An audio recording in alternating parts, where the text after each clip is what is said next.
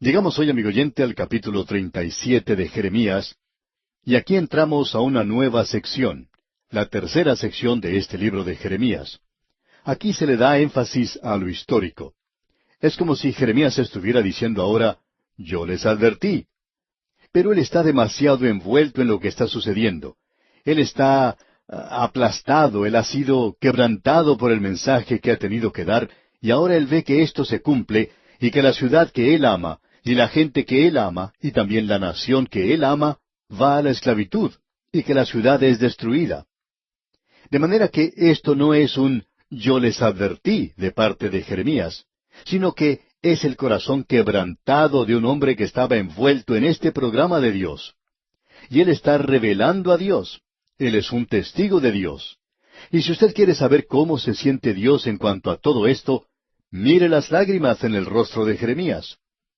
Debemos reconocer que ya han pasado 30 años del ministerio de este hombre. Le vimos como un joven de unos 20 años cuando comenzó su ministerio, como un joven sacerdote que fue llamado a ser profeta de Dios. Y él era un profeta de Dios. Ahora, él se encuentra en la prisión, y no solo está en una prisión, sino que afuera de las murallas de Jerusalén se encuentra el ejército del rey de Babilonia. La ciudad ha estado sitiada, ha estado cercada por este ejército por 18 meses. Jeremías no entra en muchos detalles en cuanto a esto aquí, pero si usted va a leer el segundo libro de Reyes y el segundo libro de Crónicas, usted encontrará eso mencionado allí.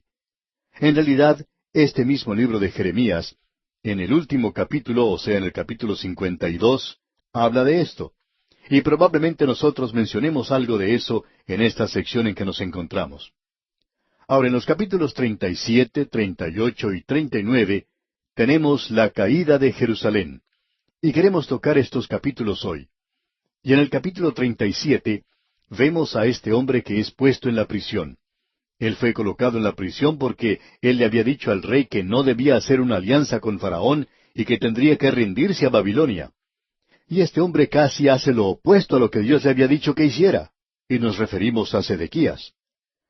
Nos encontramos ahora en los umbrales de la cautividad de la nación. Leamos los versículos 11 y 12 del capítulo 37. Y aconteció que cuando el ejército de los caldeos se retiró de Jerusalén a causa del ejército de Faraón, salía Jeremías de Jerusalén para irse a tierra de Benjamín, para apartarse de en medio del pueblo. Lo que ocurrió fue lo siguiente. Nabucodonosor regresaba por tercera y última vez. Él iba a destruir a Jerusalén. Antes de esto, él había tomado cierta cantidad de personas cautivas y había puesto a alguien en el trono. En realidad, él había colocado a Sedequías en el trono, y Sedequías era un vasallo suyo. Pero por cierto que este hombre quería escaparse del dominio que tenía el rey de Babilonia, y él trató de hacer un pacto con el faraón de Egipto, quien decidió venir y tratar de ayudar al rey Sedequías. Y por supuesto, lo que a Faraón le gustaría hacer es apoderarse de Israel él mismo, es decir, del reino del sur, de Judá, y ponerlo bajo el dominio de Egipto. Bueno, el caso es que cuando el faraón de Egipto se aproximó al lugar donde se encontraba el ejército de Nabucodonosor, sus comandantes que estaban allí, en lugar de continuar con el bloqueo que habían establecido alrededor de Jerusalén, los ejércitos de Nabucodonosor persiguen al faraón y lo hacen regresar a su propia tierra. Israel pues cometió una gran equivocación en esto. Podemos apreciar que parece en este punto como que Jeremías hubiera cometido una equivocación aquí. Así es que Jeremías, cuando el ejército de Nabucodonosor se retiró de la ciudad, él salió de la ciudad para ir a su pueblo de Anatot. Y cuando él hace eso, notemos lo que sucede aquí en los versículos 12 y 13. Salía Jeremías de Jerusalén para irse a tierra de Benjamín, para apartarse de en medio del pueblo. Y cuando fue a la puerta de Benjamín, estaba allí un capitán que se llamaba Irías, hijo de Selemías, hijo de Ananías, el cual apresó al profeta Jeremías diciendo, «Tú te pasas a los caldeos». Jeremías, pues, es acusado falsamente de haberse pasado al enemigo. Y continuamos en los versículos 14 y 15. Y Jeremías dijo, «Falso, no me paso a los caldeos». Pero él no lo escuchó, sino prendió Irías a Jeremías y lo llevó delante de los príncipes. Y los príncipes se airaron contra Jeremías, y le azotaron, y le pusieron en prisión en la casa del escriba Jonatán, porque la habían convertido en cárcel. Así es que esta gente le toma y le lleva prisionero. Le colocan en la cárcel. Y esta es la cuarta vez en que este pobre Jeremías ha sido arrestado y echado en la prisión. Y de paso digamos que aún vendrán cosas peores. Ahora, en el capítulo 38, encontramos que Jeremías aún se encuentra en la prisión. Y lo que él hace es enviar de la prisión un mensaje a Sedequías para que éste obedezca a Dios en esta ocasión, ya que el enemigo se encuentra afuera. Y ese ejército va a destruir la ciudad. Leamos lo que dice el versículo 17 del capítulo 38 de Jeremías. Entonces dijo Jeremías a Sedequías: Así ha dicho Jehová, Dios de los ejércitos, Dios de Israel: Si te entregas enseguida a los príncipes del rey de Babilonia, tu alma vivirá, y esta ciudad no será puesta a fuego, y vivirás tú y tu casa. Jeremías estaba diciéndole al rey que debía rendirse, que él no podía resistir a ese hombre, y que eso era lo que él debería hacer. Tú debes rendirte ahora. Bueno, por supuesto, Sedequías no quiso escucharle. Él no prestó atención a ese mensaje. Y en los versículos 18 al 20 leemos: Pero si no te entregas a los príncipes del rey de Babilonia, esta ciudad será entregada en mano de los caldeos, y la pondrán a fuego, y tú no escaparás de sus manos. Y dijo el rey Sedequías a Jeremías: Tengo temor de los judíos que se han pasado a los caldeos, no sea que me entreguen en sus manos y me escarnezcan.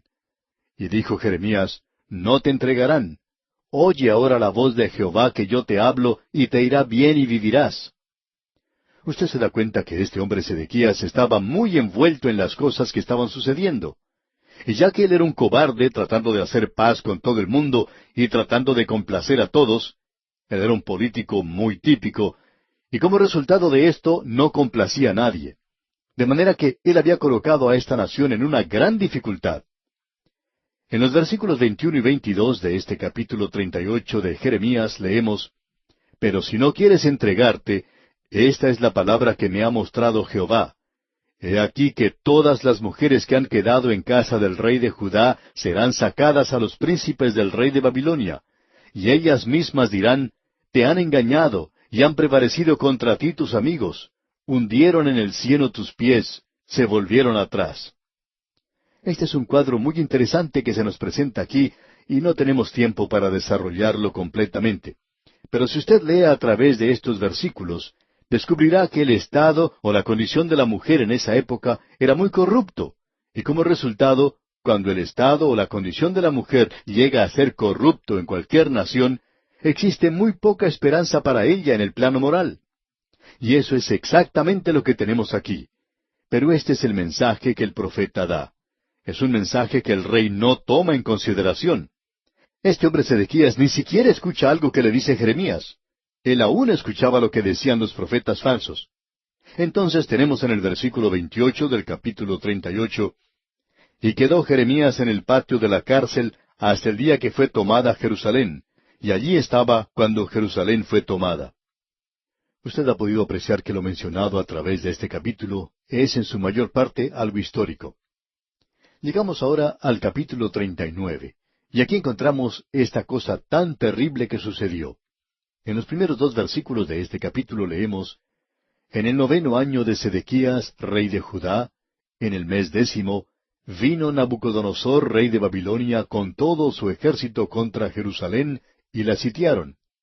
Y en el 11º año de Sedequías, en el mes 4, a los 9 días del mes, se abrió brecha en el muro de la ciudad. Eso es algo importante de notar. Veamos ahora lo que dice acá el versículo 7. Y sacó los ojos del rey Sedequías, y le aprisionó con grillos para llevarle a Babilonia. Aquí tenemos esta gran declaración, y tenemos 2 grandes verdades que son muy evidentes hasta este punto. Jerusalén ha caído, y Babilonia se ha apoderado de ella. La ciudad ha sido destruida, y el templo ha sido quemado. Si usted quiere un informe en cuanto a esto, puede ir a ver lo que dice allá el capítulo 52 de Jeremías. Este es el último capítulo, donde echamos una mirada retrospectiva a lo que sucedió. Este capítulo mira hacia atrás a lo que había sucedido antes. Y esto es algo que evidentemente causó una impresión grande en Jeremías.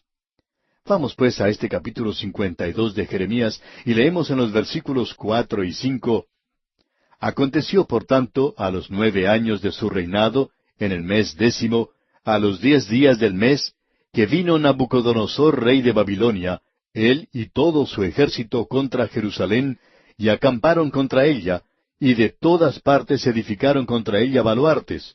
Y estuvo sitiada la ciudad hasta el 11 año del rey Sedequías. El rey Nabucodonosor ha ido 3 veces contra Jerusalén. Él se apoderó de ella la primera vez y colocó en el trono a Joacim. Luego regresó la segunda vez y Joacim se había rebelado. Entonces él colocó a Sedequías en el trono. Él era un tío suyo, un hombre joven, pero él también se rebeló. Y ahora él llega por última vez y está destruyendo la ciudad de Jerusalén.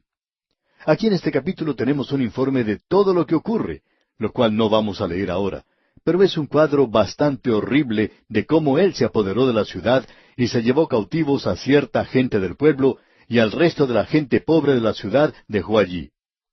Veamos ahora lo que sucedió a continuación en el versículo 9 del capítulo 39 de Jeremías.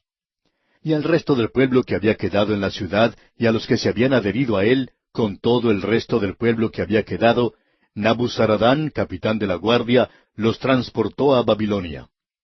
Pero lo que hizo Nabucodonosor aquí, y esto fue algo verdaderamente terrible, es que él le sacó los ojos al rey Sedequías. Antes de eso, él había dado muerte a los hijos de Sedequías ante él mismo. Y volviendo ahora al capítulo 39 de Jeremías, leemos en los versículos 6 y 7, «Y degolló el rey de Babilonia a los hijos de Sedequías en presencia de éste, en Ribla, haciendo asimismo degollar el rey de Babilonia a todos los nobles de Judá. Y sacó los ojos del rey Sedequías y le aprisionó con grillos para llevarle a Babilonia». En realidad, este es un cuadro terrible el que tenemos ante nosotros. Y aquí tenemos lo que el Señor Jesucristo llamó los tiempos de los gentiles. Y caerán a filo de espada, y serán llevados cautivos a todas las naciones, y Jerusalén será hollada por los gentiles, hasta que los tiempos de los gentiles se cumplan. Insistimos en que, aun cuando en el día de hoy los israelitas tienen la ciudad, ellos no están hollando, digamos, la ciudad antigua. Los gentiles están en realidad en control de ella todavía. La mayor parte de los lugares santos en ese lugar están bajo el control de los gentiles. Israel no tiene control de ellos, con excepción del muro de los lamentos. Ellos tienen un muro al cual pueden ir y llorar, y eso es todo lo que tienen en esa ciudad. Pero las palabras del Señor Jesucristo aún son ciertas, y eso dio comienzo a ese tiempo de los gentiles en el cual estamos viviendo nosotros. Otra cosa que es difícil aceptar para esta generación es el hecho del juicio de Dios. Que el juicio de Dios llega a una nación, y que llega a una familia y también puede llegar a una persona individualmente. Por 40 años Jeremías había proclamado la palabra de Jehová. Él había denunciado los pecados del pueblo. Él había llamado a esta gente al arrepentimiento, pero ellos no lo habían hecho. Dios fue muy paciente con ellos, y esa paciencia de Dios los engañó. Eso permitió que los falsos profetas dijeran, como ustedes pueden apreciar, las palabras de Jeremías no han dado ningún resultado, no se han cumplido. Ahora sí se han cumplido, pero ya es demasiado tarde para ellos. En el libro de Eclesiastés, capítulo 8, versículo 11, dice, «Por cuanto no se ejecuta luego sentencia sobre la mala obra, el corazón de los hijos de los hombres está en ellos dispuesto para hacer el mal. Por cuanto Dios no actúa apresuradamente». El autor de estos estudios bíblicos, el Dr. J. Vernon McGee, contaba que se había criado en el campo, y junto con otros muchachos él acostumbraba a ir y robar a los vecinos duraznos, manzanas, huevos o cualquier otra cosa que podían comer. En cierta ocasión, decía él, se encontraba arriba de un árbol de durazno, y podía apreciar que los duraznos se veían muy apetitosos. De pronto escuchó que el dueño de ese lugar lo estaba llamando por nombre. Miró hacia abajo, y allí estaba él mirándolo. Él pensó que en ese mismo instante iba a caer un rayo o fuego del cielo y que Dios lo iba a castigar inmediatamente. En otra ocasión él recordaba que se encontraba robando sandías, pero que él no pudo pasar a través de los alambres de púas que rodeaban el lugar. Él quedó atrapado allí y pensaba que alguien le estaba persiguiendo. Nadie estaba detrás de él, solo era la conciencia que le molestaba. Pero él pensaba que en cualquier momento un rayo iba a caer del cielo y que así iba a finalizar su vida. Y eso sucedía con él a causa de su conciencia. Y hay muchas personas que hoy piensan que porque Dios no actúa inmediatamente, eso quiere decir que Él está siendo generoso con ellos, y que indica que Él no va a hacer nada en cuanto a lo que ellos están haciendo. Hay un antiguo proverbio que dice, los molinos de Dios muelen lentamente, pero muelen muy bien. Y amigo oyente, Dios permite que la gente continúe lo que está haciendo. Y una persona puede hacerlo hasta que llegue el punto cuando ya no hay más remedio. Y eso es lo que sucedió aquí. Llegó el día cuando este hombre Nabucodonosor penetró a la ciudad, y como ya hemos visto, la había estado rodeando por mucho tiempo. Y en aquel día, en el mes cuarto, se dice, a los 9 días del mes se abrió brecha en el muro de la ciudad. Y desde ese momento en adelante ya fue demasiado tarde. Es difícil para el hombre hoy aceptar que Dios juzga. Y queremos dedicar algo de tiempo porque hay algunos de nuestros oyentes que están pensando que nosotros somos muy anticuados cuando hablamos de esta manera. Pero queremos que usted note algunas cosas para que pueda darse cuenta de lo anticuado que todo esto es. La humanidad no quiere escuchar que Dios va a juzgar. Ellos no pueden creer que Dios pueda enojarse. Usted puede encontrar esto por todas partes. Usted puede encontrar eso, amigo oyente, en el Nuevo Testamento. Hay aquellas personas que dicen hoy que el Dios del Antiguo Testamento era un Dios de ira. Pero cuando usted llega al Nuevo Testamento, bueno, las cosas ahora son diferentes. Y amigo oyente, permítanos decirle que hay más ira divina en el Nuevo Testamento que lo que existía en el Antiguo. Usted puede leer en el capítulo 23 del Evangelio según San Mateo, por ejemplo, y escuchar lo que dice el amable Señor Jesucristo. Es algo realmente terrible cuando dice, «Ay de vosotros, escribas y fariseos hipócritas». Y cuando usted lee en el libro de Apocalipsis que las copas de ira son derramadas, bueno, no hay nada allí que sea parecido a lo que ocurre en el Antiguo Testamento. Así es que, cuando usted dice que en el Antiguo Testamento tenemos a un Dios de ira, y en el Nuevo Testamento tenemos a un Dios de amor, podemos decir que es casi todo lo contrario. Pero sucede que Él siempre es un Dios de amor, y Él también es un Dios de ira que castiga el pecado. Usted encuentra aquí aquello que hemos mencionado anteriormente, encuentra aquí lo dulce y lo agrio. Usted encuentra aquí el juicio divino junto a la misericordia divina, y el trono de Dios en el día de hoy es un trono de gracia, un lugar donde usted puede encontrar ayuda y misericordia. Pero ese mismo trono va a ser el que juzga esta tierra algún día. Y debemos decir que eso hace que sea algo muy difícil de comprender para el hombre. Lo interesante de todo esto es que no solo se encuentra en el Nuevo Testamento, sino que usted también lo puede encontrar en la naturaleza. ¿Ha pensado usted alguna vez que usted encuentra la ira y el castigo de Dios en la naturaleza? Si usted no puede creer esto, entonces intente subir a la cumbre de una montaña escarpada, rodeada de precipicios. Usted puede subir a la cumbre y tratar de caminar en el vacío, y luego verá lo que sucede.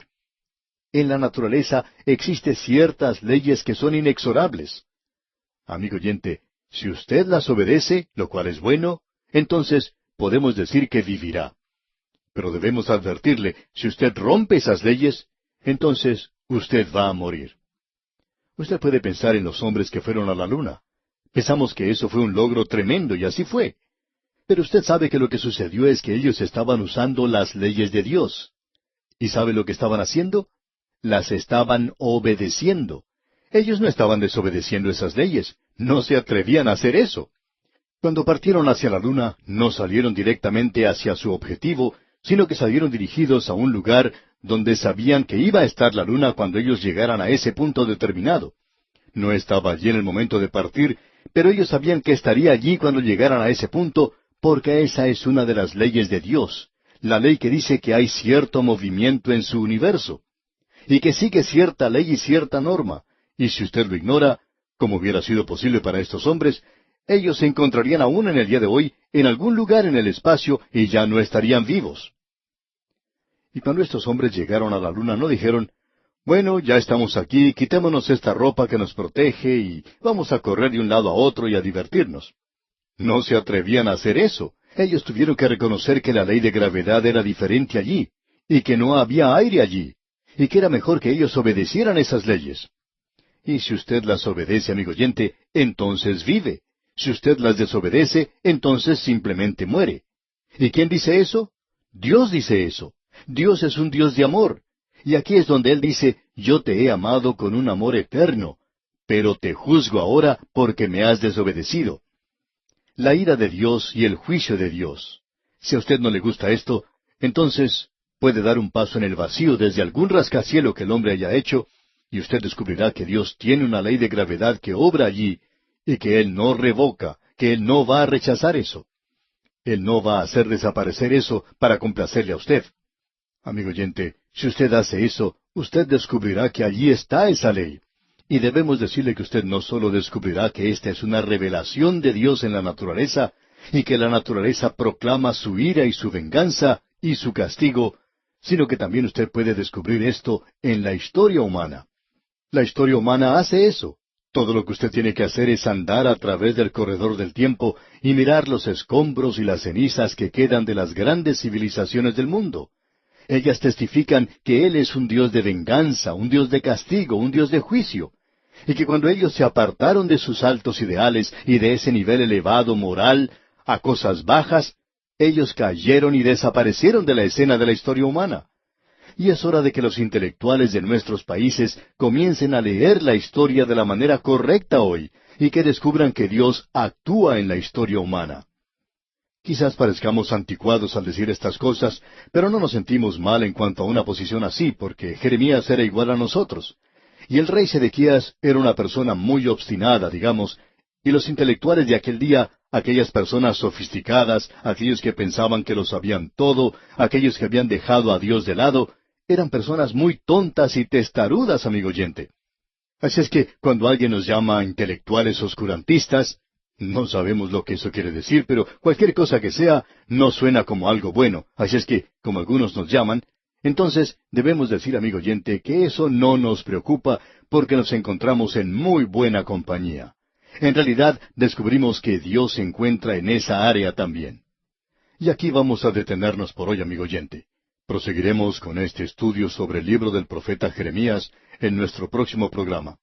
Y como es nuestra costumbre, le sugerimos leer el resto del capítulo 39, como también todo el capítulo 40, para estar al tanto de lo que estudiaremos en nuestro próximo programa. Será pues, hasta entonces, es nuestra oración que Dios le colme de bendiciones. Nos toca hoy, amigo oyente, considerar lo que nos dice el capítulo 40 de este libro de Jeremías que estamos estudiando. Pero como no concluimos completamente lo que decía el capítulo 39, vamos a observar algunas de las cosas que dejamos sin considerar. En ese capítulo vimos la caída de Jerusalén, y cuán terrible fue eso. En los versículos 7 y 8 del capítulo 39 leemos, «Y sacó los ojos del rey Sedequías, y le aprisionó con grillos para llevarle a Babilonia. Y los caldeos pusieron a fuego la casa del rey y las casas del pueblo, y derribaron los muros de Jerusalén». Esto fue algo verdaderamente terrible. Reveló la ira de Dios, y como explica Jeremías más adelante, allá en el capítulo 42, él dice en la primera parte del versículo 18, «Porque así ha dicho Jehová de los ejércitos, Dios de Israel. Como se derramó mi enojo y mi ira sobre los moradores de Jerusalén, así se derramará mi ira sobre vosotros cuando entrareis en Egipto». Y Dios dice que lo que ocurrió estaba revelando su ira y su enojo, y también revelando su juicio en esta ciudad que así fue destruida. Para concluir esto hoy queremos leer una declaración dicha por otra persona, y esto es algo que es muy pertinente a la hora en la cual nosotros vivimos. Lo que hemos dicho, que es de suma importancia, es que debemos comprender que Dios juzga, y que aquel que juzga es un Dios de amor. Él le ama a usted con un amor eterno, y eso hace de su juicio, de su castigo, algo mucho peor, a causa del hecho de que Él no es un tirano, y sin embargo, tiene que hacer esto. Y Él tiene que hacerlo en amor. Y aquel que pronunció este castigo tan duro sobre Jerusalén, es el mismo que lloró sobre Jerusalén y dijo, «¿Cuántas veces quise juntar a tus hijos, como la gallina a los polluelos debajo de sus alas, y no quisiste»? Ese es el juicio que vendrá. Queremos citar ahora algo porque hemos tenido oportunidad de ver el juicio de Dios y la ira de Dios que se revela en la naturaleza y también es revelada en la historia. se ha revelado en el Antiguo Testamento y es revelada en el Nuevo Testamento. Escucha ahora lo que dijo el doctor G. Campbell Morgan. Él dijo, las prisiones son para beneficio de los libres. El infierno es la protección del cielo. Un Estado que no puede castigar el crimen está condenado, y un Dios que tolera el mal no es bueno. Niégueme usted a mí mi revelación bíblica de la ira de Dios, y yo no tengo seguridad en este universo. Pero revéleme usted este trono establecido y ocupado por aquel cuyo corazón está lleno de ternura, cuyas entrañas anhelan con amor, y entonces estoy asegurado que Él no tolerará aquello que marchita, castiga y condena, sino que lo destruirá junto con todo lo que le ayuda, en favor de aquello que es alto, noble y puro. Ahora, esta es una declaración verdaderamente tremenda. Y nosotros podemos darle las gracias a Dios de que Él destruyó a Jerusalén cuando lo hizo. Eso reveló que Él les amaba de veras, amigo oyente, porque si Él hubiera sido una parte desinteresada, Él hubiera permitido que ellos se hundieran cada vez más hasta llegar a las profundidades del mismo infierno. Pero Dios no hace eso, amigo oyente. Por tanto, nosotros podemos mirar a nuestro alrededor y observar a una nación que se está apartando cada vez más de Dios, y hemos descubierto que el crimen no se lo trata como se debe cuando los criminales no son castigados, y entonces estamos limitando la libertad de los demás. Debemos decir que como resultado de la acción de algunos jueces que hoy no han pronunciado sentencias, como debieran haberlo hecho contra los criminales, usted y yo tenemos que andar con mucho cuidado por las calles de la ciudad. Tenemos que cuidarnos más cuando vamos afuera. Tenemos que poner más protección en la casa, a tal punto que nuestros hogares parecen prisiones. Y nuestros vecinos también viven atemorizados, ya que muchos de ellos han sufrido la visita de ladrones. Y es por eso que debemos decir que nuestra libertad se está limitando de esta manera. Sin embargo, hablamos mucho hoy en cuanto a la libertad, y debemos decir que si se hace respetar la ley como se debe, entonces todos tendremos libertad. Es difícil convencer con estos argumentos a aquellas personas que están aconsejando a nuestros gobiernos hoy. Y esto es lo que ha provocado el caos en el cual nos encontramos en el presente. Nos estamos alejando demasiado de Dios. Esta sección que estamos considerando hoy es realmente algo tremendo. El profeta Jeremías, quien ha sido el que ha estado pronunciando estas profecías, también ha profetizado algo para Nabucodonosor. Y como vimos anteriormente en el libro de Jeremías, él había hecho un viaje a ese lugar por sí mismo. En el capítulo 39, versículos 11 y 12 leemos, Y Nabucodonosor había ordenado a Nabuzaradán, capitán de la guardia, acerca de Jeremías, diciendo, Tómale y vela por él, y no le hagas mal alguno, sino que harás con él como él te dijere. Nabucodonosor era particularmente bueno para con este hombre Jeremías. Y esto es algo interesante de notar. Él recibió un tratamiento mucho peor de manos de su propio pueblo que de las manos de sus enemigos. Y hoy nosotros podemos notar que hay veces en que somos heridos o perseguidos más por aquellos que profesan ser creyentes que de parte del mundo. Vemos que este es un gran principio. Y personalmente, opino que probablemente muchos de ustedes que nos escuchan están de acuerdo con esto. Ahora, Nabucodonosor le permite a Jeremías hacer lo que él quiera. Él le dice aquí, tú puedes venir con los cautivos a Jerusalén si quieres. Y Jeremías no quiso hacer eso. Opinamos que él hubiera recibido un privilegio especial si lo hubiera hecho, pero él no quería ver sufrir a sus hermanos de la forma en que ellos sufrieron en los canales de Babilonia, cerca de los ríos de Babilonia, donde ellos se sentaban, colgaban sus arpas en los árboles y lloraban cuando se acordaban de Sión. Y Jeremías no quería ir con ellos. Ellos habían rechazado su mensaje y le habían rechazado a él. Y ahora Dios ha levantado a otro profeta que hablará a este pueblo en la cautividad. Ese profeta será Ezequiel, al cual observaremos más adelante. Pero Ezequiel decide ahora permanecer en la tierra con los pobres que quedan allí. ¿Sabe usted quién realmente amó esa tierra? Fue Jeremías. ¿Sabe usted quién era verdaderamente patriótico? Jeremías. ¿Quién era el que quería beneficiar más a la gente? Era Jeremías. Todo esto es muy propio ahora. Y bien, comenzando con el capítulo 40 hasta el capítulo 42, tenemos la cuarta parte de este libro, y aquí vemos al profeta hablando al remanente que ha permanecido en Palestina, aquellos que han quedado en la tierra después de la destrucción de Jerusalén, los muy pobres, los cojos, los ciegos, los que habían quedado atrás. También debemos destacar que otro grupo, que podríamos llamar el elemento criminal, también permaneció allí. Y este era un grupo bastante duro y difícil de controlar. Jeremías eligió quedarse con ese grupo. Y él tiene un mensaje para ellos. Comenzando con el capítulo 40 y hasta el capítulo 42, tenemos este mensaje para el remanente que permanece en Palestina. Comencemos pues leyendo los primeros 4 versículos de este capítulo 40 de Jeremías. Palabra de Jehová que vino a Jeremías después que Nabuzaradán, capitán de la guardia, le envió desde Ramá, cuando le tomó estando atado con cadenas entre todos los cautivos de Jerusalén y de Judá que iban deportados a Babilonia. Tomó pues el capitán de la guardia a Jeremías y le dijo, Jehová tu Dios habló este mal contra este lugar, y lo ha traído y hecho Jehová según lo había dicho, porque pecasteis contra Jehová y no oísteis su voz, por eso os ha venido esto. Y ahora yo te he soltado hoy de las cadenas que tenías en tus manos. Si te parece bien venir conmigo a Babilonia, ven, y yo velaré por ti. Pero si no te parece bien venir conmigo a Babilonia, déjalo. Mira, toda la tierra está delante de ti. Ve a donde mejor y más cómodo te parezca ir. Nabucodonosor les da a ellos libertad completa. Usted puede darse cuenta de lo que podía haber ocurrido a esta gente si ellos hubieran obedecido. Pero ahora ya no tienen cómo regresar. Ellos tienen que ir a la cautividad. Si ellos hubieran obedecido a Dios y hubieran ido de su propia voluntad, ellos podían haber recibido la misma clase de tratamiento que se menciona aquí para Jeremías, y probablemente se les hubiera permitido permanecer en su tierra. Y de seguro que eso podía haber sucedido con ellos. Ahora vemos que Jeremías profetiza a la gente que ha permanecido en la tierra. Y aquí se menciona a uno de los líderes que había sido criado por Nabucodonosor, un hijo de Ismael, y alguien que de paso, digamos, es muy interesante. A este también se le llamaba Ismael. Y en el capítulo 41, versículo 3, leemos, Asimismo mató Ismael a todos los judíos que estaban con Gedalías en Mizpa, y a los soldados caldeos que allí estaban. Este hombre intentó tomar control de todo, y él es un ismaelita. Lo que, como ya hemos dicho, es algo muy interesante.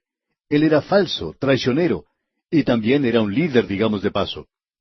Jeremías, pues, tiene palabras para esta gente en el capítulo 42, cuando están sucediendo cosas extrañas. Ahora, ¿qué va a hacer el remanente? ¿Van a permanecer allí? ¿O sería mejor que dejaran la tierra? ¿A dónde irían ahora? Bueno, creemos que para aclarar todo esto convendría leer los versículos 1 al 3 del capítulo 42. Vinieron todos los oficiales de la gente de guerra, y Johanán, hijo de Carea, Jesanías, hijo de Osaías, y todo el pueblo desde el menor hasta el mayor, y dijeron al profeta Jeremías, Acepta ahora nuestro ruego delante de ti, y ruega por nosotros a Jehová tu Dios por todo este resto, pues de muchos hemos quedado unos pocos, como nos ven tus ojos, para que Jehová tu Dios nos enseñe el camino por donde vayamos y lo que hemos de hacer. Todo esto parece muy lindo, ¿no le parece? Y uno pensaría que esta gente está en realidad tratando de andar con Dios, y ellos prometieron aquí obedecer la palabra del Señor. Bueno, escuchemos lo que la palabra del Señor es para esta gente según lo que dice Jeremías aquí en el versículo 4 del capítulo 42 de su libro. Y el profeta Jeremías les dijo, He oído. He aquí que voy a orar a Jehová vuestro Dios, como habéis dicho, y todo lo que Jehová os respondiere os enseñaré. No os reservaré palabra. Y amigo oyente, ellos podían confiar en Jeremías de que él hablaría la verdad, diciendo las cosas que él debe decir. Creemos que todo predicador hoy que está tratando de hablar de parte de Dios, ya sea en el púlpito o por radio o por cualquier otro método, si él va a representar a Dios y a hablar la palabra de Dios, él tiene que dejar de lado cualquier cosa que le haga aparecer como demasiado inteligente o como una persona muy sutil, o aparecer sofisticado diciendo palabras suaves y dulces que complazcan a la gente y tratar de decir las cosas que la gente quiere escuchar hoy y tratar de aparecer bien positivo en lo que está diciendo. Nunca será algo negativo o cosas por el estilo. Cuando el púlpito llega a hacer eso, entonces es algo débil y sin fuerza. No es otra cosa que un eco, ya que se está diciendo solamente lo que la gente quiere escuchar. Es como le dijo el apóstol Pablo a Timoteo en su segunda epístola, capítulo 4, versículo 3, porque vendrá tiempo cuando no sufrirán la sana doctrina, sino que teniendo comezón de oír, se amontonarán maestros conforme a sus propias concupiscencias, y apartarán la verdad el oído, y se volverán a las fábulas. Pues bien, eso es lo que ha sucedido con el púlpito moderno en la actualidad. Y esa es la razón por la cual ha llegado a ser tan débil y que no tiene ningún mensaje para la hora en la cual vivimos. Amigo oyente, cuando el púlpito llegue a dar la impresión y deje saber a la gente que no está ocultando nada, que está diciendo lo que Dios tiene que decir, entonces, amigo oyente, creemos que la palabra de Dios llegará a ser más efectiva otra vez. No puede llegar a ser efectiva hoy cuando se presenta en una forma tan débil como se la está presentando.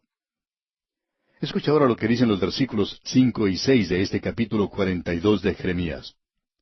Y ellos dijeron a Jeremías, Jehová sea entre nosotros testigo de la verdad y de la lealtad, y si no hiciéremos conforme a todo aquello para lo cual Jehová tu Dios te enviare a nosotros, sea bueno, sea malo, a la voz de Jehová nuestro Dios al cual te enviamos, obedeceremos, para que obedeciendo a la voz de Jehová nuestro Dios, nos vaya bien. La palabra del Señor vino a Jeremías, y él entrega el mensaje a esta gente. En primer lugar, él habla con el líder del grupo, y dice en el versículo 10, Si os quedareis quietos en esta tierra, os edificaré, y no os destruiré, os plantaré y no os arrancaré, porque estoy arrepentido del mal que os he hecho. Dios dice, yo no continuaré castigándolos a ustedes, sino que quiero bendecirlos. Después de todo, el castigo es una obra extraña para Dios, y Dios quiere bendecir. Y en el versículo 11 continúa, No temáis de la presencia del rey de Babilonia, del cual tenéis temor. No temáis de su presencia, ha dicho Jehová, porque con vosotros estoy yo para salvaros y libraros de su mano. Este es un buen mensaje, y uno pensaría que ahora que ellos han escuchado la palabra de Jeremías, habiendo sido comprobada que era cierta, que ellos iban a creer en Dios. Pero, ¿creen ellos en Dios? Notamos ahora la advertencia que él da en el versículo 18, y leamos hasta el versículo 20 del capítulo 42. Porque así ha dicho Jehová de los ejércitos, Dios de Israel. Como se derramó mi enojo y mi ira sobre los moradores de Jerusalén, así se derramará mi ira sobre vosotros cuando entrareis en Egipto, y seréis objeto de execración y de espanto, y de maldición y de afrenta, y no veréis más este lugar. Jehová habló sobre vosotros, oh remanente de Judá. No vayáis a Egipto. Sabed ciertamente que os lo aviso hoy. ¿Por qué hicisteis cerrar vuestras almas? Pues vosotros me enviasteis a Jehová vuestro Dios, diciendo, Ora por nosotros a Jehová nuestro Dios, y haznos saber todas las cosas que Jehová nuestro Dios dijere, y lo haremos. En realidad, esta gente no había aprendido nada. Ellos no habían aprendido nada de esa experiencia. Y ahora ellos desobedecen a Dios. No quieren escucharle. El remanente no escucha a Jeremías ni le obedece. ¿Y qué es lo que ellos hacen? Dios les está diciendo que no vayan a Egipto. ¿Sabe usted a dónde se están dirigiendo ellos? Ellos están yendo a Egipto. Así es que, comenzando con el capítulo 43 y continuando hasta el final de este libro, tenemos las profecías que pronunció Jeremías durante sus últimos días que pasó en Egipto, a donde fue llevado. En realidad, a él se le forzó a ir con ellos. Y en los capítulos 43 y 44 del libro de Jeremías, podemos observar al remanente yendo a Egipto. Veamos lo que dicen los versículos 1 y 2 del capítulo 43. Aconteció que cuando Jeremías acabó de hablar a todo el pueblo todas las palabras de Jehová Dios de ellos, todas estas palabras por las cuales Jehová Dios de ellos le había enviado a ellos mismos, dijo Azarías, hijo de Osaías, y Johanán, hijo de Carea. Y todos los varones soberbios dijeron a Jeremías, Mentira dices, no te ha enviado Jehová nuestro Dios para decir, No vayáis a Egipto para morar allí. Ellos le están diciendo ahora a Jeremías, Dios no te ha enviado a decir eso. Es decir, Él no está diciendo lo que ellos quieren escuchar. Ellos esperaban que Él dijera, bueno, vayan a Egipto, eso es lo que Dios quiere que ustedes hagan. Pero Dios dice, no vayan a Egipto. Y leemos en el versículo 5, sino que tomó Johanán hijo de Carea y todos los oficiales de la gente de guerra, a todo el remanente de Judá que se había vuelto de todas las naciones donde había sido echado para morar en tierra de Judá. Así es que este hombre toma a toda esta gente para llevarla con él, y se nos dice en los versículos 6 y 7, a hombres y mujeres y niños, y a las hijas del rey y a toda persona que había dejado Nabuzaradán, capitán de la guardia, con Gedalías, hijo de Ahicam, hijo de Safán, y al profeta Jeremías y a Baruc, hijo de Nerías, y entraron en tierra de Egipto, porque no obedecieron a la voz de Jehová, y llegaron hasta Tafnes. Este lugar se encuentra muy cerca del lugar donde ellos se encontraban al mismo comienzo, y donde llegaron a ser una nación en la tierra de Gosén. Y Jeremías continúa hablándoles, y ellos le obligan a ir a Egipto. Y en el versículo 9 el Señor le dice a Jeremías, «Toma con tu mano piedras grandes y cúbrelas de barro en el enladrillado que está a la puerta de la casa de Faraón en Tafnes, a vista de los hombres de Judá».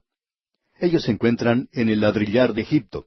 No están yendo a ninguna parte y muy rápido como podemos apreciar. Entonces en los versículos 10 y 11 dice el Señor, «Y diles, así ha dicho Jehová de los ejércitos, Dios de Israel. He aquí yo enviaré y tomaré a Nabucodonosor, rey de Babilonia, mi siervo, y pondré su trono sobre estas piedras que he escondido, y extenderá su pabellón sobre ellas. Y vendrá y asolará la tierra de Egipto, los que a muerte, y los que a cautiverio, y los que a espada, a espada». Lo interesante de notar aquí es que ellos huyeron a la tierra de Egipto para escapar de Nabucodonosor. Pero Dios va a permitir a Nabucodonosor que se apodere de la tierra de Egipto, y él hizo eso. Y esta gente vuelve a caer una vez más bajo el poder de Nabucodonosor. Lo único diferente es que en esta ocasión él no permite que ellos permanezcan en la tierra. Él los lleva y los toma como esclavos. Este es el mensaje que Jeremías pronuncia a Israel en Egipto. Vamos a mencionar ahora los puntos sobresalientes de esto, y vemos lo que nos dice el versículo 16 del capítulo 44. «La palabra que nos has hablado en nombre de Jehová, no la oiremos de ti». Lo que tenemos aquí es el rechazo completo de ellos a Jeremías. El remanente no quiso creer en Jeremías. Ellos no quieren aceptarle a él para nada. Y aquí tenemos que Jeremías les advierte que Nabucodonosor se va a apoderar de esta tierra ahora, y que él iba a llevar a esta gente prisionera. Y aún así, ellos se niegan a escucharle. Ahora el remanente en Egipto se niega a escuchar la palabra del Señor, así es que no queda ninguna otra cosa para ellos sino el castigo. Y eso lo veremos, Dios mediante, en nuestro próximo estudio, cuando veamos el capítulo 45, donde encontramos una serie de profecías contra las naciones de alrededor y que fue cumplida literalmente. Vamos a ver la profecía cumplida cuando nos toque estudiar esto. Llegamos hoy, amigo oyente, en nuestro viaje por este libro de Jeremías, al capítulo 45. Y nos encontramos ahora en una nueva sección de este libro, la sexta parte, donde hay varias profecías que se han dado concernientes a diferentes naciones que rodean a Israel, ya que el remanente de Israel había quedado en esa tierra, y esta gente, hablando honestamente, no era de la mejor clase. Nabucodonosor obró sabiamente cuando él se llevó a la mejor clase de gente a la cautividad con él. Él no iba a tomar personas de segunda clase o individuos de clase baja. Él quería aquellas personas que podían construir algo en su imperio, o aquellos que contribuirían en alguna forma para él mismo. Y se llevó a esa clase de gente con él. Todos los demás fueron dejados atrás. Jeremías quedó con ellos también, y un amigo de Jeremías que se menciona aquí en este capítulo 45, el cual es un capítulo breve. Ahora el nombre del amigo de Jeremías es Baruc. Baruc era no solo un amigo, sino una persona que también hacía las veces de asistente de Jeremías. Él fue quien escribió esas profecías de parte de Jeremías que fueron enviadas al rey, y usted recuerda que el rey tomó un cuchillo y las cortó, las destruyó, y las arrojó en el fuego para quemarlas. También fue este mismo amigo, Baruc, quien cuando Jeremías se encontraba en la cárcel y compró algunas propiedades, se encargó de llevar a cabo esa transacción. Él hizo firmar los papeles y se encargó de toda la documentación que se necesitaba. Ahora, cuando este hombre Jeremías fue arrestado, Baruc escapó con él. Luego, cuando ellos fueron llevados a Egipto por este pequeño grupo, Baruc también fue con ellos. Esta profecía fue dada por Jeremías para Baruc durante el reino de Joacim. Y usted puede ver que estas cosas no están arregladas en forma cronológica. Esa es la razón por la cual dijimos al comienzo que aun cuando existe cierta apariencia de un orden cronológico en el libro de Jeremías, sin embargo, uno encuentra evidencias e instancias donde en realidad no ha sido preparado de esa manera, porque eso que tenemos aquí va al momento cuando Joacim era rey, y eso tuvo lugar hacía ya algún tiempo, digamos de paso. Fue dado a Baruc, y creemos que se menciona en esta ocasión para darle ánimo a él, ya que estaba pasando por una situación difícil, ya que él se había identificado a sí mismo con el profeta Jeremías. Aquí tenemos pues la profecía en el capítulo 45, los primeros 3 versículos. Palabra que habló el profeta Jeremías a Baruc, hijo de Nerías, cuando escribía en el libro estas palabras de boca de Jeremías, en el año 4 de Joacim, hijo de Josías, rey de Judá, diciendo, Así ha dicho Jehová, Dios de Israel, a ti, oh Baruc. Tú dijiste, Ay de mí ahora, porque ha añadido Jehová tristeza a mi dolor. Fatigado estoy de gemir y no he hallado descanso. Las cosas iban mal durante el reino de Joacim, pero eso era nada comparado con lo que iba a suceder después. Más adelante era cuando iban a tener lugar las cosas malas para él. Así es que Jeremías le da a él esta profecía en esta ocasión para darle ánimo, y aquí la tenemos en el versículo 4. Así le dirás, ha dicho Jehová, he aquí que yo destruyo a los que edifiqué, y arranco a los que planté, y a toda esta tierra. Él quería que Baruc supiera lo que estaba ocurriendo allí, que Dios era el responsable por esto, y que él tomaba a su cargo toda la responsabilidad. Por tanto, Baruc puede seguir con este programa. Y luego en el versículo 5 leemos, ¿Y tú buscas para ti grandezas? No las busques, porque he aquí que yo traigo mal sobre toda carne, ha dicho Jehová, pero a ti te daré tu vida por botín en todos los lugares a donde fueres. Creemos que lo que Jeremías está aclarando para este joven Baruc es que él no debería esperar, en este período de la historia de la nación, no debería esperar llegar a ocupar una posición alta para sí mismo. Estos eran tiempos malos, y si él lograba salvar su vida, y aquí Dios dice que él tiene la intención de ayudarle a pasar a través de todo esto, que eso sería suficiente. Y esto aparentemente le dio gran ánimo a este joven Baruc, a este amigo y ayudante de Jeremías. Ahora estos hombres habían sido llevados a Egipto en contra de su propia voluntad. Al mismo tiempo usted recordará que Jeremías les estaba advirtiendo que no fueran a ese lugar, que ellos estaban cometiendo una gran equivocación al hacer eso. Así es que Jeremías estaba, por así decirlo, leyendo los pensamientos de ellos, porque eso era exactamente lo que ellos estaban pensando hacer. Y en este instante queremos mencionar lo que se dijo allá en el capítulo 42, versículo 13 de este libro de Jeremías. Mas si dijereis, no moraremos en esta tierra, no obedeciendo así a la voz de Jehová vuestro Dios. Vemos aquí que dice, mas si dijereis, no moraremos en esta tierra, no obedeciendo así a la voz de Jehová vuestro Dios. Eso es exactamente lo que ellos dijeron, y esa es la razón por la cual ellos fueron a la tierra de Egipto. Aquí tenemos el modo de pensar de ellos, y Jeremías simplemente lo presenta abiertamente y lo deja a uno observar esto.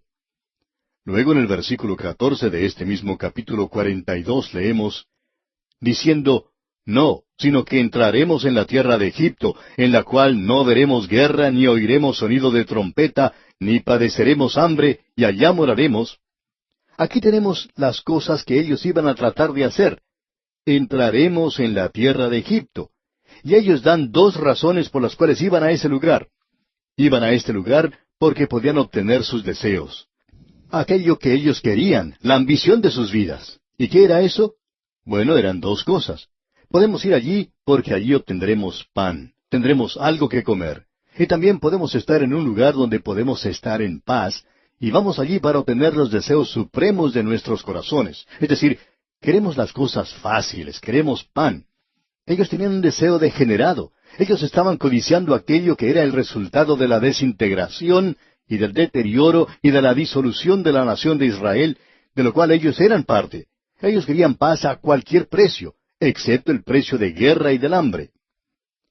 Hemos tratado de sacar de este libro, en 2 o 3 ocasiones, los grandes principios que se ilustran aquí.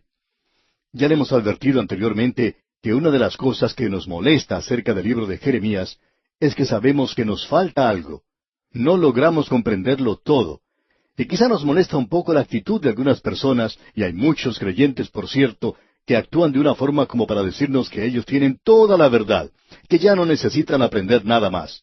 Y mientras más nos acercamos y conocemos a estas personas mejor, nos enteramos de que ellos no saben mucho y eso en realidad nos molesta, ya que hay tanto en la palabra de Dios hoy y nosotros debemos aprender.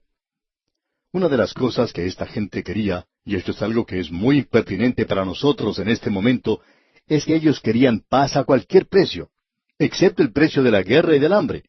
Ellos querían mantener una posición de resistencia, pero no querían resistir.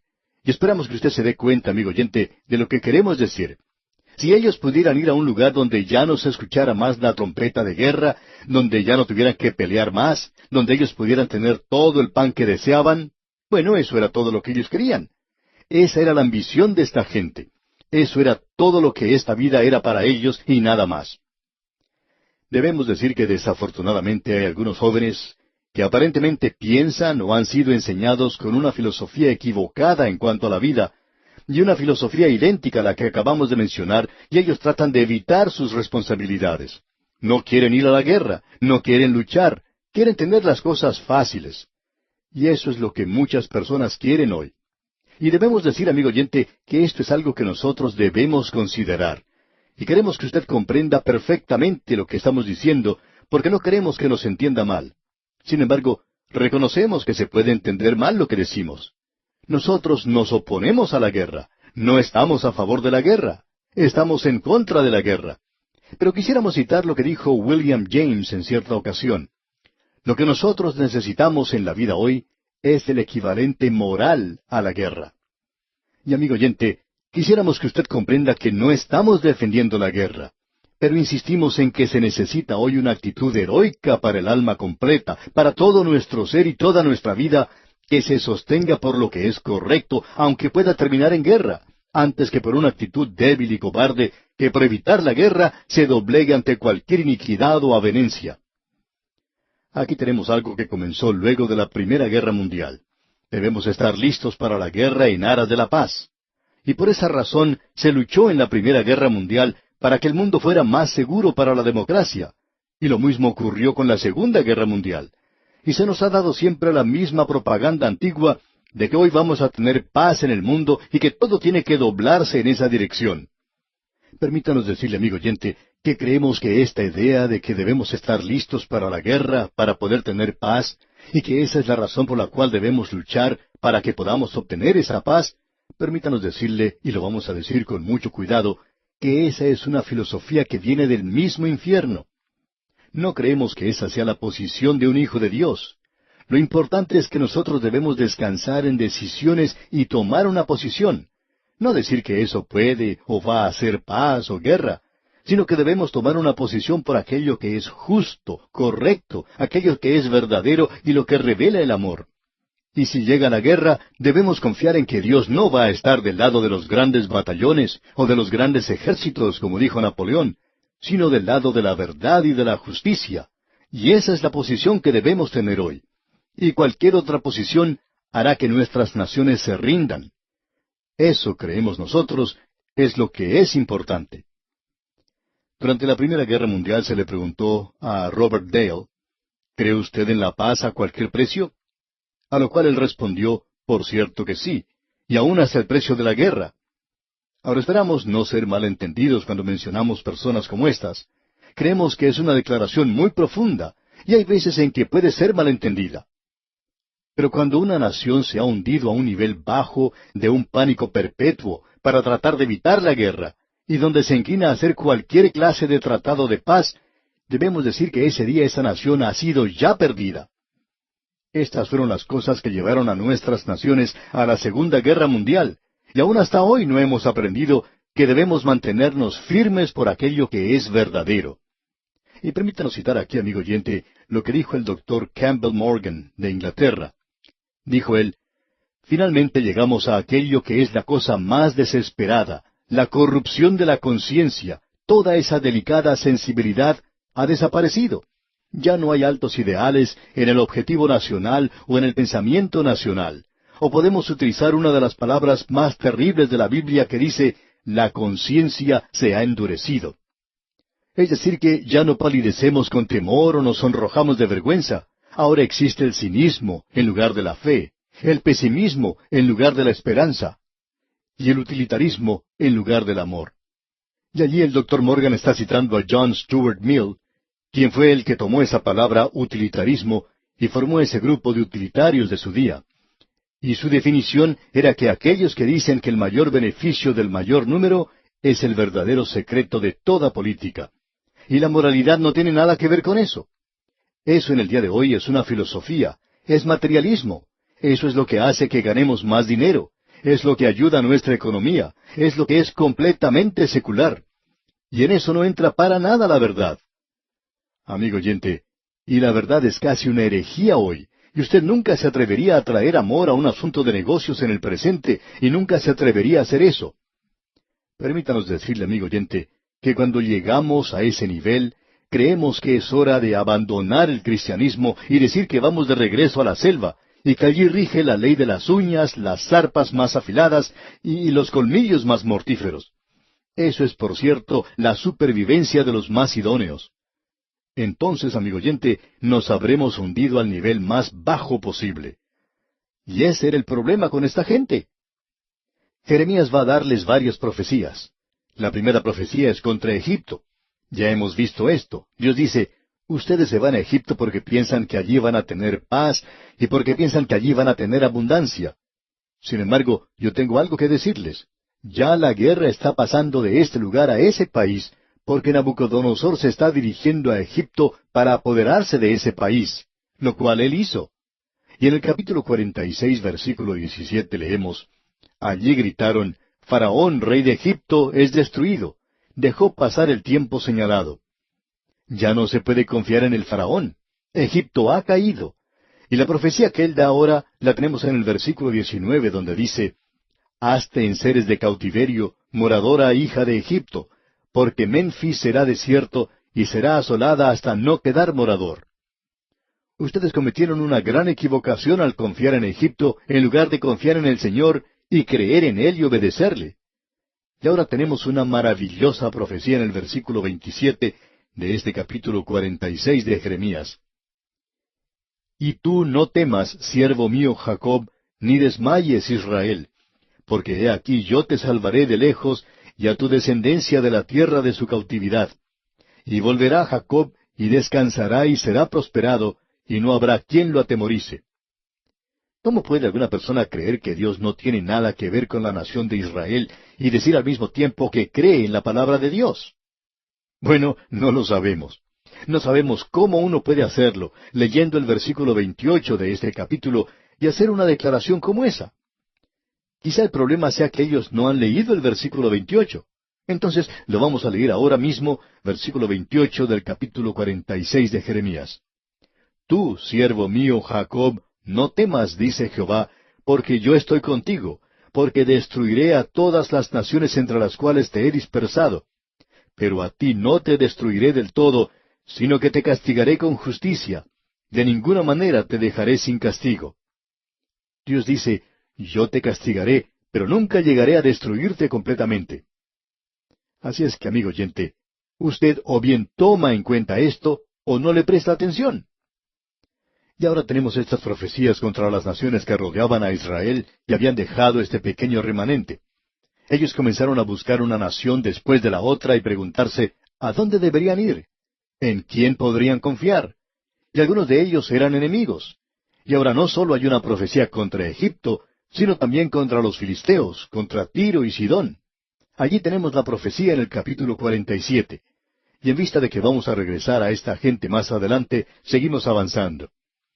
Tenemos luego una profecía en el capítulo 48 contra Moab. Moab había dejado de ser una nación. Y en el versículo 42 del capítulo 48 de Jeremías leemos, Y Moab será destruido hasta dejar de ser pueblo, porque se engrandeció contra Jehová. El reino hachemita del Jordán del presente, en la orilla oriental del río Jordán, ocupa la misma tierra que ocupaba el país de Moab y su gente en aquel entonces. Y Dios no ha concluido aún con esta gente. No sabemos dónde se encuentran hoy. Dudamos que alguien los pueda encontrar, pero Dios los puede ubicar. Y en el versículo 47 del capítulo 48 de Jeremías leemos, Pero haré volver a los cautivos de Moab en lo postrero de los tiempos, dice Jehová. Hasta aquí es el juicio de Moab. Es decir, que no vale la pena para esta gente huir hacia Moab. allí no iban a recibir ninguna ayuda. Y si usted continúa leyendo en el capítulo 49, encontrará allí una profecía contra los amonitas y sus ciudades. No vale la pena buscar ayuda en Amón tampoco. También será destruido y también desaparecerá, porque ellos no están como nación en el presente. Pero notemos lo que dice aquí en el versículo 6 ahora del capítulo 49 de Jeremías. Y después de esto, haré volver a los cautivos de los hijos de Amón, dice Jehová. Dios dice que Él los va a hacer regresar en los últimos días como nación. Debemos decir otra vez que esta es una escritura muy destacada, profecías destacadas, es decir que este remanente no podía buscar ayuda en nadie. Y aún ni siquiera podía buscar ayuda en Babilonia, porque Babilonia iba a caer más adelante. La única ayuda que podían encontrar ellos estaba en el Señor y confiar en Él y obedecerle a Él. Y vamos a detenernos aquí por hoy. Le sugerimos leer los siguientes versículos de este capítulo 49 de Jeremías para estar mejor informado de lo que diremos en nuestro próximo estudio. En nuestro programa anterior, amigo oyente, dejamos nuestro estudio en el capítulo 49 de Jeremías, y hoy continuaremos en este mismo capítulo, comenzando con el versículo 7. Hemos podido ver que este remanente que se dirigió a Egipto cometió una equivocación porque estaban desobedeciendo a Dios. Él les había dicho que no fueran a Egipto. Ellos han hecho algo que no va a resultar en su propio bien, sino que en realidad se están escapando de la sartén para caer en las brasas. La guerra ya ha terminado en Israel. Ningún enemigo quiere ir a ese lugar ahora y apoderarse de esa tierra porque ha sido arrasada ya completamente. Todo ha sido quemado y no quedó allí nada sino escombros y las cenizas de la civilización que la ocupaba. Esta gente debió haber permanecido allí. Por lo menos podrían haberlo reedificado. Pero no hicieron eso. Huyeron hacia Egipto y allá era hacia donde se estaba dirigiendo la guerra porque Nabucodonosor estaba preparando su próxima campaña contra Egipto. Luego él se apoderó de ese país, y cuando él hizo eso, entonces se apoderó de esta gente nuevamente. Esta era la segunda vez que él los capturaba, y ellos sufrieron mucho. Ellos pensaban que se estaban escapando de la guerra, pensaban que iban a un lugar donde podían obtener mucho que comer. De lo único que se estaban preocupando era de su estómago y de su seguridad. Ahora, cuando nos hundimos a tal nivel, nuestra actitud, nuestras acciones y nuestros objetivos no se basan en el hecho de que queremos hoy vivir para Dios, y que la verdad de Dios debe ser nuestro guía, que nosotros debemos seguir a Dios. Cuando nos alejamos de todo esto, entonces, amigo oyente, nos hemos hundido a tal nivel que no nos dará ninguna clase de paz, y tampoco traerá la abundancia para nosotros. Esa ha sido la experiencia a través de toda la historia. La historia nos enseña eso. Es una gran lección. Estos grandes principios están aquí en este libro. Hemos tratado de destacar unos pocos de ellos, pero permítanos ser muy francos con usted, amigo oyente. Nos sentimos como que hemos estado parados al margen de las cosas aquí, y que en realidad no hemos podido entrar a considerar algunas de las grandes verdades que Dios tiene aquí para nosotros. Y llegamos ahora a la profecía contra Edom. El profeta ha mostrado que ellos no podían tener ninguna esperanza o ayuda de ninguna nación alrededor de ellos, porque Dios los está juzgando a ellos también, no solamente a Israel. Ahora Edom, en una manera en particular aquí, probablemente ocupa un poco más de espacio que cualquiera otra nación, con excepción de Egipto y Babilonia. Y Edom, como usted recordará, estaba emparentado con Israel. Esaú y Jacob eran hermanos. De estos dos nacieron dos naciones. Edom salió de Esaú, y ellos no habían mantenido una relación muy amigable a través de los años. Pero Edom ha llegado a ser una gran nación, porque usted recuerda que Dios había dicho que esto iba a ocurrir, que Edom llegaría a ser una gran nación. Y en el versículo 7 de este capítulo 49 leemos, acerca de Edom, así ha dicho Jehová de los ejércitos, ¿no hay más sabiduría en Temán? ¿Se ha acabado el consejo en los sabios? ¿Se corrompió su sabiduría? Como hemos dicho, Edom era una tierra habitada por los descendientes de Esaú. Esta tierra se extendía en forma rectangular desde el Mar Muerto y el arroyo de Sered en el norte hasta Elad y Esión-Geber por el Golfo de Acaba. Y en el día de hoy se denomina Arabá a la parte del Mar Muerto y el Golfo de Acaba. Así es que Vemos que Edom va a recibir el juicio de Dios, y ellos habían llegado a ser una gran nación. Ellos habían provisto consejeros a las otras naciones. Edom en realidad era un lugar que actuaba como depositario de las grandes naciones debido a la ciudad de Petra. Podríamos decir que Babilonia tenía allí una cuenta bancaria. Igualmente Egipto tenía allí su cuenta. Ese era un lugar donde ellos podían guardar sus tesoros y sentirse seguros, porque solo había una pequeña entrada a ese lugar y solo se podía bajar a la ciudad por ese punto. Esta ciudad había sido labrada de la roca misma y estaba rodeada de roca. Era un lugar tremendo verdaderamente. Ahora Dios va a quitar toda esa grandeza que esta gente disfrutaba. Y la grandeza de ellos dependía en gran parte en las naciones que la rodeaban. Y en el versículo 13 ahora del capítulo 49 de Jeremías leemos, «Porque por mí he jurado, dice Jehová, que asolamiento, oprobio, soledad y maldición será Bosra, y todas sus ciudades serán desolaciones perpetuas».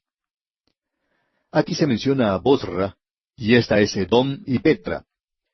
Este lugar no se encuentra habitado hoy, aun cuando allí hay una ciudad construida. Ahora, si usted está buscando un apartamento, pues le podemos decir que allí puede tener uno, y usted puede obtenerlo sin tener que pagar alquiler. Si usted fuera a esa ciudad enclavada en la roca, la ciudad de Petra, entonces encontraría que esos apartamentos son muy hermosos. Usted se puede imaginar, son labrados en la misma roca.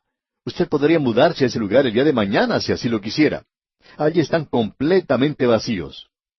Pero debemos advertirle, amigo oyente, una cosa, que aun cuando no habrá allí nadie que venga a cobrarle el alquiler o algún vendedor para venderle la propiedad, usted quizá no pueda quedarse allí mucho tiempo, porque eso es lo que demuestra la experiencia del pasado, de las personas que han tratado de quedarse en ese lugar y no lo han podido hacer. Tenemos un ejemplo que creemos haber mencionado anteriormente de un alemán que trató de comenzar una colonia en ese lugar, pero esa colonia que comenzó en la ciudad de Petra no pudo continuar por mucho tiempo y la gente se fue de allí. Ahora notemos lo que Dios dice en cuanto a este lugar. El versículo 16 comienza diciendo, «Tu arrogancia te engañó y la soberbia de tu corazón». El gran pecado de Petra era su orgullo. Y ahora tenemos el castigo sobre ella. Leamos todo el versículo 16 de este capítulo 49 de Jeremías. Tu arrogancia te engañó y la soberbia de tu corazón. Tú que habitas en cavernas de peñas, que tienes la altura del monte, aunque alces como águila tu nido, de allí te haré descender, dice Jehová. Podemos ver que ellos se encontraban en un lugar que estaba bien protegido, ya que solo había un lugar por donde se podía entrar a la ciudad de Petra. Era como una rajadura en la roca. Y el valle de Moisés estaba en esa zona en particular. Y esta nación tenía como 5,000 años de historia. Luego los árabes nabateos se apoderaron de ella, y se nos dice que aún los griegos dijeron que era una ciudad inexpugnable, luego que ellos lanzaron 2 expediciones infructuosas contra ella. Y era un lugar prácticamente inaccesible para el hombre moderno hasta cuando apareció el avión. Esta ciudad revela la influencia de Babilonia, de los egipcios y griegos, así como también la influencia romana en su arquitectura y su civilización. Luego encontramos que Edom quedó desolada. Dios la castigó. Y por supuesto esa ciudad no fue habitada más. Sin embargo, esta era una ciudad muy hermosa para ser habitada. Y Dios dice lo siguiente en cuanto a esto. De paso digamos que vamos a tener una profecía más completa de esa ciudad cuando consideremos lo que dice el profeta Ezequiel. Leamos ahora los versículos 17 y 18 de este capítulo 49 de Jeremías. Y se convertirá Edom en desolación. Todo aquel que pasare por ella se asombrará y se burlará de todas sus calamidades. Como sucedió en la destrucción de Sodoma y de Gomorra y de sus ciudades vecinas, dice Jehová, así no morará allí nadie, ni la habitará hijo de hombre. Debemos decir que esta es una profecía realmente maravillosa. Es una profecía que dice que esta ciudad, aun cuando existe en el presente, no se puede destruir.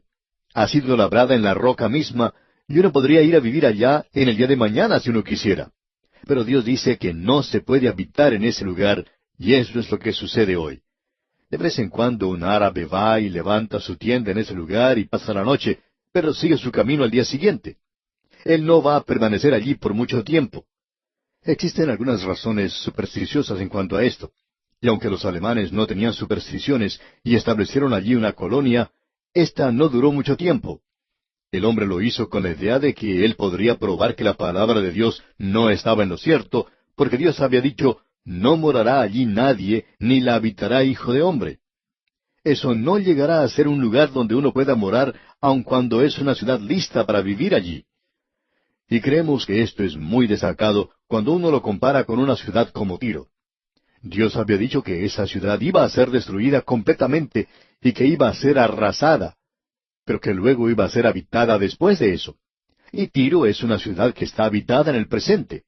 Pero Petra es una cosa completamente diferente. Usted no puede enviar ninguna clase de paquete para Petra porque el correo allí no lo podrá entregar. Nunca llegaría a ese lugar. No hay servicio de correos allí porque no hay allí ninguna persona para recibir correspondencia de ninguna clase. Ahora notemos lo que dice aquí el versículo 20 de este capítulo 49 de Jeremías. Por tanto, oíd el consejo que Jehová ha acordado sobre Edom y sus pensamientos que ha resuelto sobre los moradores de Temán. Ciertamente a los más pequeños de su rebaño los arrastrarán y destruirán sus moradas con ellos. Así es que esta ciudad llega a ser desolada y la nación de Edom desaparece. En el versículo 23 comienza la profecía contra Damasco. Se dice que Damasco es la ciudad más antigua de ese lugar. Por supuesto, hay otras ciudades que reclaman ese título para ellos, que a ellos les corresponde ser llamada la ciudad más antigua. Pero Damasco probablemente tiene el derecho de serlo. Pero aquí tenemos una profecía contra esta ciudad, diciendo que esta ciudad iba a ser destruida. Y ha sido destruida, y ha cambiado de posición muchas veces. Pero el nombre de Damasco continúa con la ciudad, y es hoy la capital de Asiria. Tenemos ahora profecías contra dos lugares muy prósperos, aun cuando conocemos muy poco en cuanto a ellos. Son profecías contra Cedar y los reinos de Azor. Aquí dice, acerca de Cedar y de los reinos de Azor, los cuales asoló Nabucodonosor, rey de Babilonia.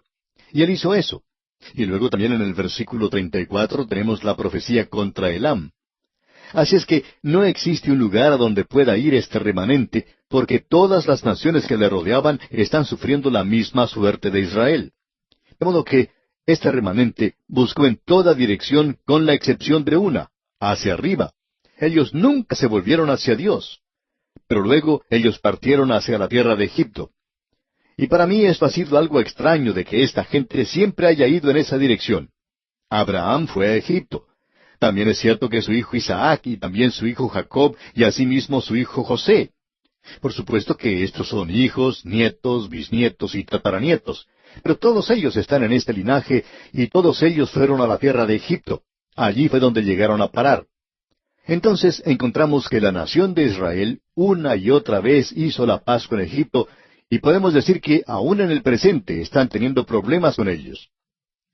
Ahora en los capítulos 50 y 51 encontramos una profecía contra la nación que en ese momento era la nación más grande del mundo. Fue el primer gran poder mundial y esta nación va a ser destruida. El castigo llegará sobre esta nación. Y vamos a destacar algunos puntos sobresalientes nada más. En el capítulo 50, en el primer versículo leemos, palabra que habló Jehová contra Babilonia, contra la tierra de los caldeos, por medio del profeta Jeremías. Hasta este instante parecería que Israel iba a desaparecer y que Babilonia iba a continuar. Pero Dios dice que Babilonia va a ser destruida. Y en el versículo 4 de este mismo capítulo 50 leemos, en aquellos días y en aquel tiempo, dice Jehová, vendrán los hijos de Israel, ellos y los hijos de Judá juntamente, e irán andando y llorando, y buscarán a Jehová su Dios. Esto es algo que continúa hasta el futuro.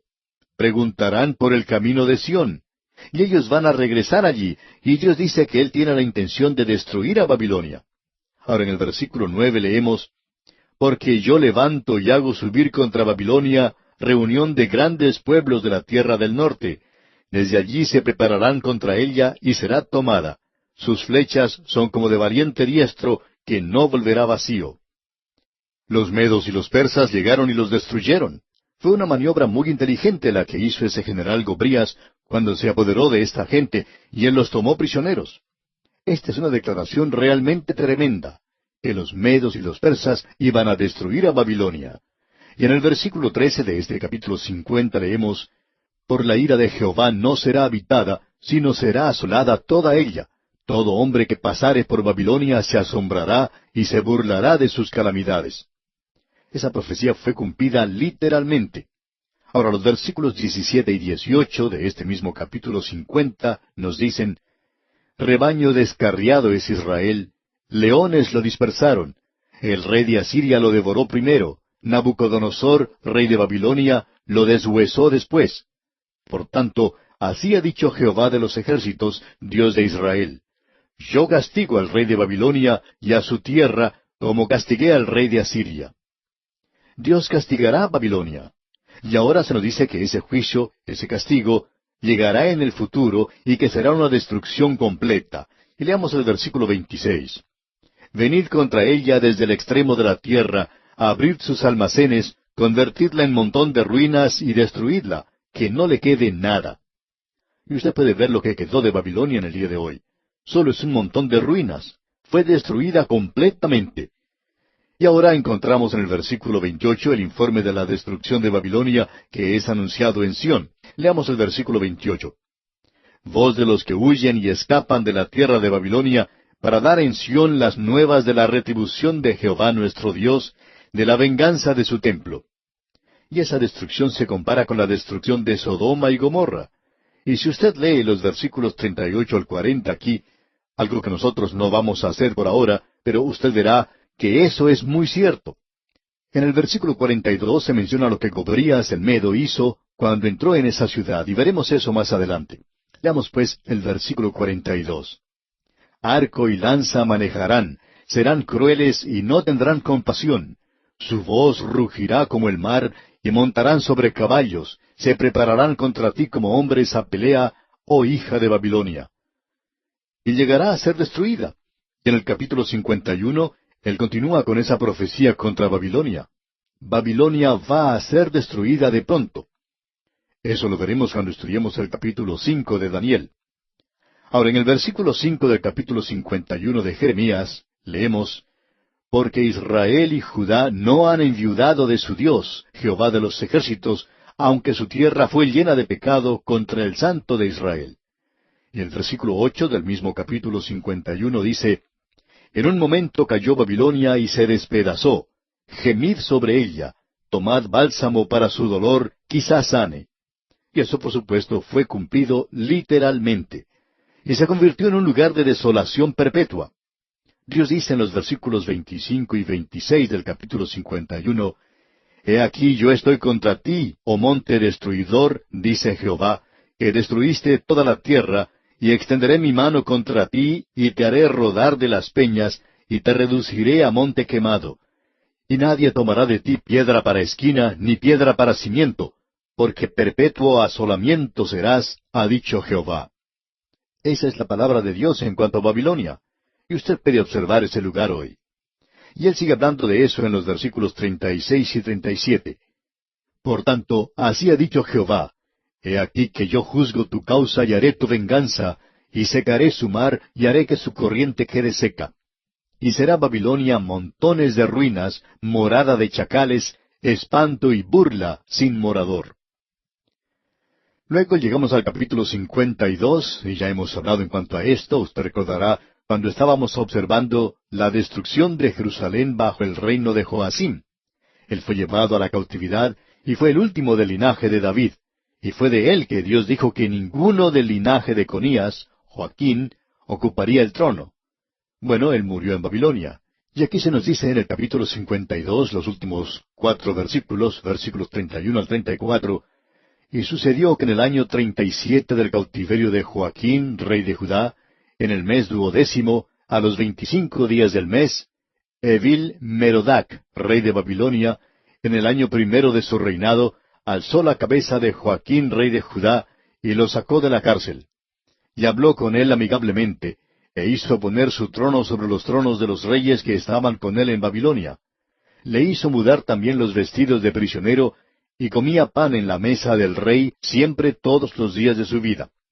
Y continuamente se le daba una ración de parte del rey de Babilonia, cada día durante todos los días de su vida, hasta el día de su muerte. Y allí termina el linaje de David a través de Salomón. Ninguno en ese linaje se sentará en el trono de David. Pero tenemos este otro linaje, y ese es el linaje de Natán, otro hijo de David, y María vino de ese linaje. Jesucristo vino de ese linaje. Y esa es la razón por la cual esto se menciona aquí al final del libro de Jeremías.